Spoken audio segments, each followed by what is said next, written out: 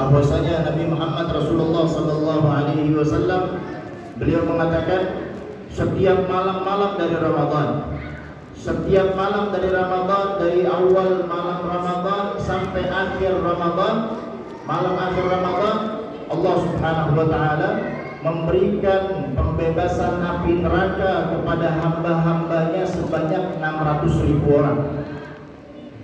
Setiap malam Ramadan Allah berikan pembebasan api neraka bagi hamba-hambanya setiap malam 600.000 orang.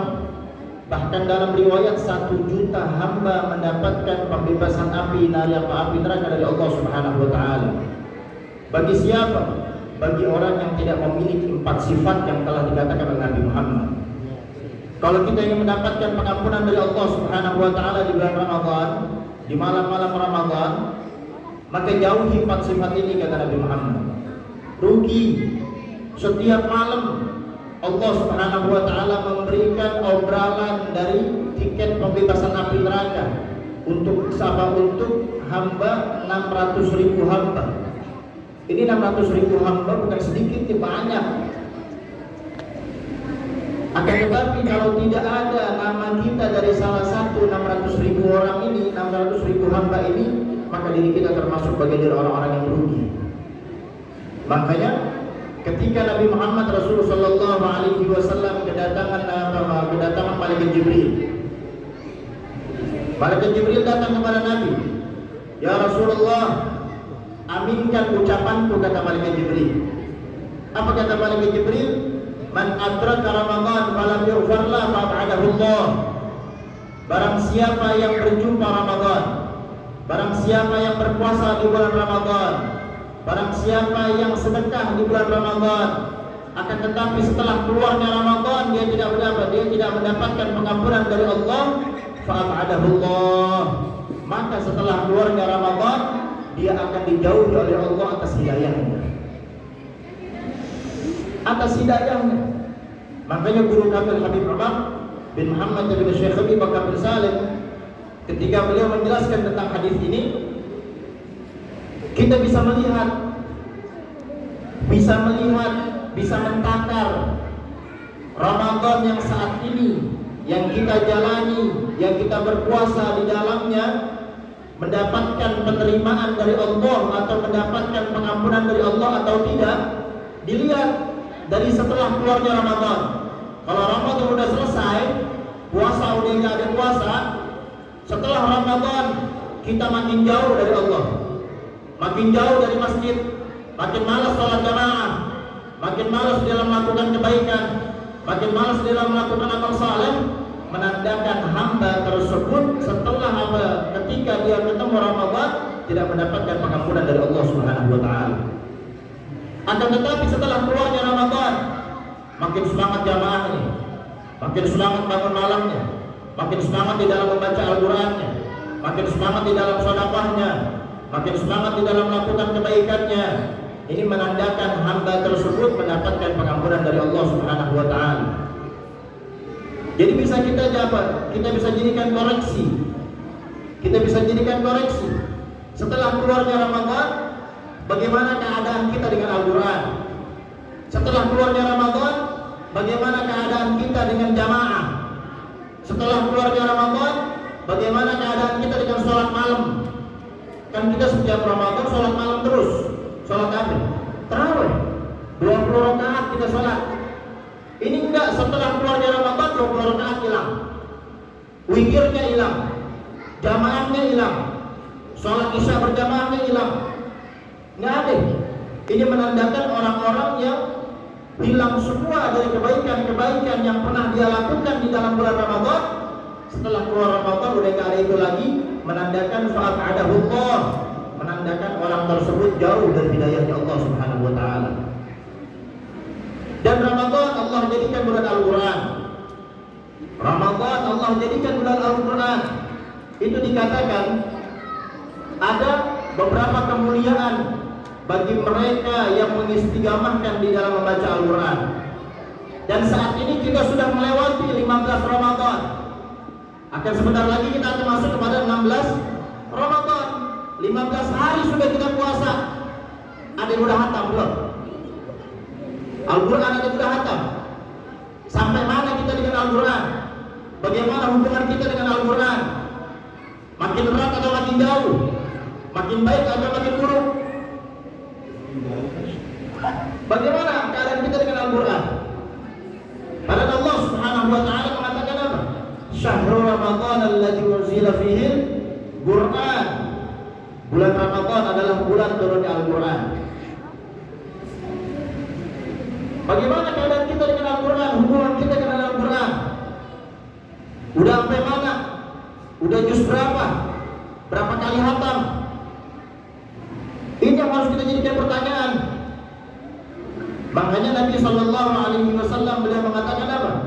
Addibu auladakum bitalas. Kalau kita pengen nih anak-anak kita ini menjadi anak-anak soleh, saya yakin semua orang tua yang ada di sini dia pengen anak-anak itu anak-anak menjadi anak yang soleh, menjadi anak yang soleha. Nabi Muhammad memberikan resep, memberikan cara.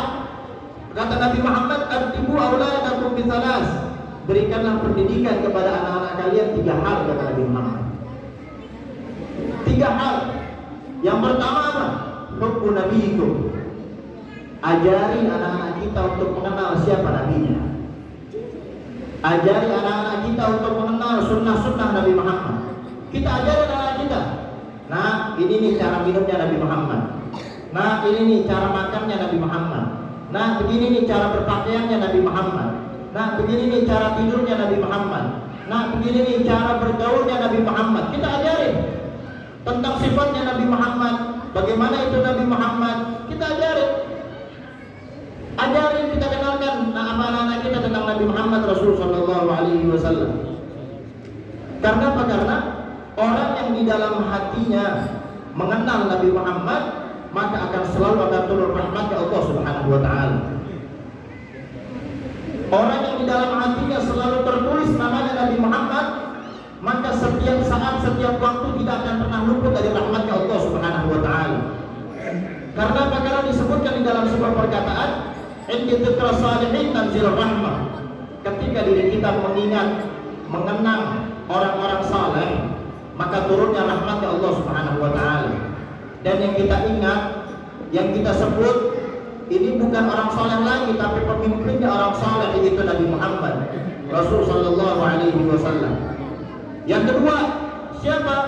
Hubbu ahli baiti, kata Nabi, cinta kepada anak keturunan Nabi Muhammad. Kenalin anak-anak kita nih. Kita kenalin anak-anak kita kepada keturunannya Nabi Muhammad, dzurriyyahnya Nabi Muhammad, keluarganya Nabi Muhammad Rasul Sallallahu Alaihi Wasallam. Karena apa? Karena disebutkan oleh Nabi Sallallahu Alaihi Wasallam, barang siapa yang menyakiti hatinya Fatimah, sama saja dia menyakiti hatiku, kata Nabi Muhammad. Sama saja dia menyakiti hatiku, kata Nabi. Dan tidak ada yang tersakiti hati orang tua melainkan kalau anaknya disakiti. Sayyidatuna Fatimah punya anak Hasan Husain. Hasan Husain punya keturunan, yaitu dzurriyyahnya Nabi Muhammad. Kalau kita menyakiti hatinya keturunan Nabi Muhammad, berarti sama saja kita menyakiti hatinya Sayyidatuna Fatimah. Kalau kita sudah menyakiti hatinya Sayyidatuna Fatimah, kita menyakiti hatinya Nabi Muhammad Rasul Sallallahu Alaihi Wasallam. Kita kenali anak-anak kita nih. Dan yang ketiga, kata Nabi, hubbul Al-Quran, cinta kepada Al-Quran. Kita kenali anak-anak kita baca Al-Quran. Mohon maaf nih, ketika diri kita meninggal dunia, yang dibaca bukan matematika, yang dibaca bukan biologi, yang dibaca bukan PPKN di atas kuburan kita, bukan. Tapi yang dibaca apa? Ayat Al-Quran. Kalau anak-anak kita kenalkan tentang ayat-ayat Al-Quran, tentang ngaji, baca Al-Quran. Kalau kita meninggal dunia, siapa yang mau kirimin kita bacaan Al-Quran? Tetangga kalau ada besoknya nggak datang. Keluarga sibuk dengan kesibukan pekerjaannya. Satu-satunya siapa? Anak. Kalau anak nggak kita ajarkan tentang Al-Quran, bacaan Al-Quran, siapa yang mau kirimin kita doa? Nggak bakalan anak kita nih datang ke kuburan kita bawa buku matematika. Pak, nih kemarin waktu bapak kasih pendidikan saya nih 2 kali 2 4, 4 kali 4 8. Kagak. Tapi yang dibawa Al-Quran. Al-Quran. Tapi kebanyakan nih, zaman sekarang orang tua mereka lebih bangga kalau anaknya berprestasi di dalam pendidikan umum daripada berprestasi dalam pendidikan agama. Ini kebanyakan orang tua zaman sekarang nih. Ketika anaknya berprestasi di dalam pendidikan umum, bangganya luar biasa. Tapi kalau anaknya berprestasi di dalam pendidikan agama, nggak ada kebanggaannya sama sekali. Makanya dari sekarang, mumpung bulan Ramadan, kita berikan kesempatan diri kita untuk Al-Quran, untuk melakukan amal baik, dan kita minta sama Allah Subhanahu Wa Taala, mudah-mudahan Allah jadikan diri kita sebagai hamba-hamba yang cinta kepada Al-Quran. Allah Subhanahu Wa Taala jadikan diri kita hamba-hamba yang mendapatkan pengampunan dari Allah Subhanahu Wa Taala. Allah jadikan diri kita sebagai hamba-hamba yang mendapatkan kebaikan dari Allah Subhanahu Wa Taala, dan dicatat nama-nama kita sebagai hamba-hamba yang terbebas dari api neraka-Nya Allah Subhanahu Wa Taala.